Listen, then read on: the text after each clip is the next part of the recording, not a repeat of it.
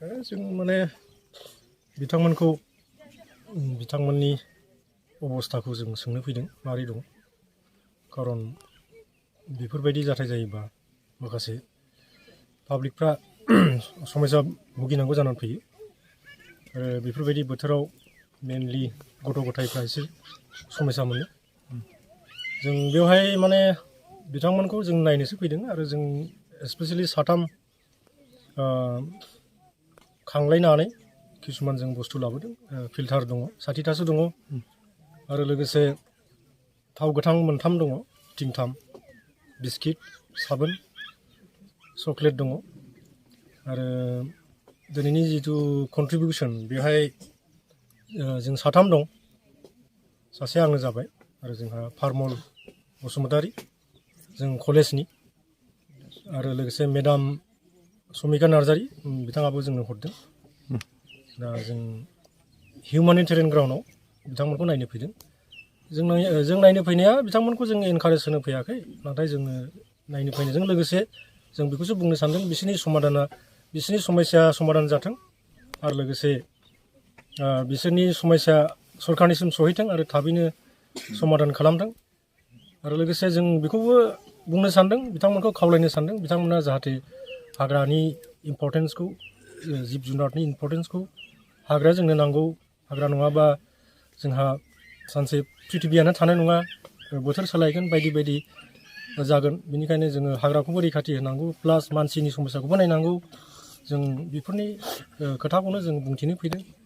आरो जों बेहाय पलिटिकेलि रावनिबो खोथा लानानै जों फैयाखै मेनलि पियरलि जों गावबागाव पकेटनिफ्राय गारनानै फैनानै बिथांमोननि खस्थ'जों जोङो मा बुङो बिथांमोननि खस्थ'खौ जोङो लाफानो होननानै फैनाय जादों आरो शेयार खालामनानै फैनाय जादों बेखिनि जों बेखौनो बुंनो लुबैदों खालबारि आरो गलगथानि जानानै दाखालि थांनाय जानुवारि 30 थारिखआव 30 थारिखआव एपेक्सिन जाबाय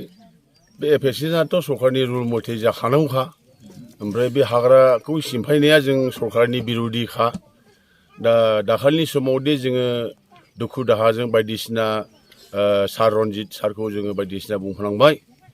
रागाजों जों बायदिसिना बुंफ्लांबायबो इउटुबारफोरनि सिगाङाव जों फंनै फंथामसो गोबां बाथ्रा बुंबाय बिथाङा जेन जोंखौ क्षमा होयो भुलाथ' जोंनि रायजो राजानि भुलखा जोंनि पाब्लिकनि भुल बेदखलखारि जोङो गोदानाव हाग्रा सिमफायनानै थाफैनाया बे जोंनि थाखाय बे गोरोन्थिखा दा जोङो गावखौनो गाव बुजिनो हाबाय हमनो हाबाय जोङो दे जोंनिल' बे खालबारि एबा गलगथाव एपेक्सिन जादों बेल' नङा सारा प्रिथिबियावनो बा अल आसामावनो जायगा जायगा गुवाहाटि बायदियावनो एपेक्सिन जादों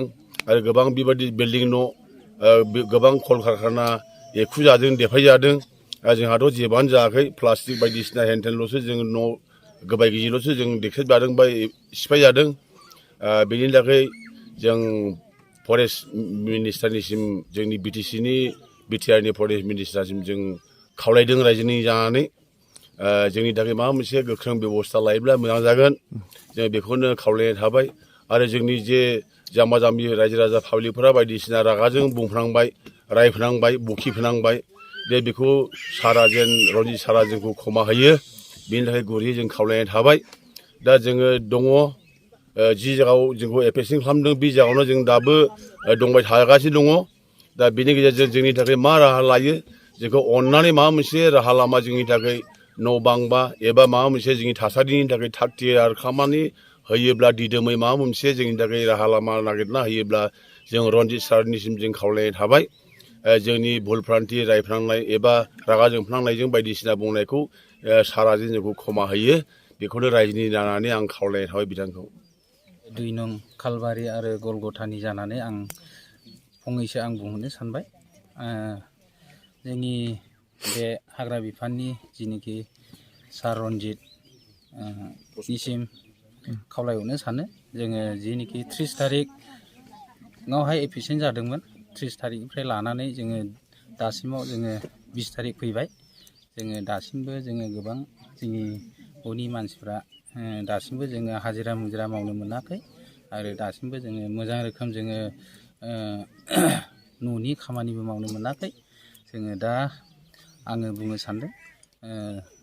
आंनिफ्राय बुंनाया बेनो जोङो गोबां सिगाङावहाय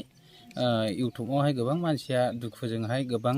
सार रन्जितनिसिम सार प्रमदनिसिम गोबां दैदेनगिरिफोरखौहाय दुखु होफ्रांबाय। अननानै आं 2 नं खालबारि आरो गलगथानि जानानै गुरैयै आं खावलायहरनो जोंखौहाय जाहाथे बे 2 नं खालबारि 2 नं गलगथा जोंखौहाय जाहाथे आलाय आथानि खालामालासिनो जोङो बे थानाय हाखौनो जोङोहाय होफिनो। आङो गुरैयै आं बे 2 नं खालबारिनि जानानै रायजोनि जानानै आङो रन्जित सारनिसिम खावलायहरनो जोंखौ जाहाथे बे जायगायावनो जोंखौ दोनफिनो आं सारनिसिम गुरैयै खावलायहरनाय जाबाय। आरो गोबां जोंनि रायनाय भुलफोरखौ अननानै जाहाथे जोंनि सारा जाहाथे अननानै क्षमा होयो। आंनि बुंनांगौआ एसेनोसै। नोंथांमोना रायजोनि जानानै बा नैबे मोननै गामिनि जानानै जोंनि बे हाग्रा बिफाननि EM बिथांजों माबा मोनसे रायलायनो गोसो नामा नोंथांमोना? जोङो रायलायगौ, मानो होनब्ला जोङो दाख्लै एफिसियेन्ट जानानै गोबां जोङो